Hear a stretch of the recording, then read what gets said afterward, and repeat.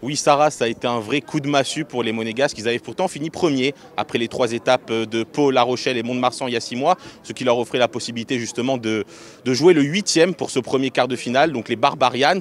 Et ils avaient pourtant bien commencé le match en menant 7-0 d'entrée, mais ils ont vite été rattrapés, peut-être à bout physiquement. Il faut dire que Monaco avait pas mal de blessés et beaucoup de joueurs aussi retenus en sélection. Il y avait 3 Argentins qui étaient notamment absents pour les championnats du monde à Perth la semaine dernière.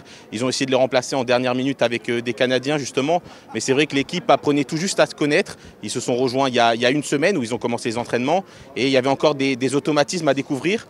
Les Barbarians, eux, avaient vraiment l'habitude de jouer ensemble, ça s'est vu.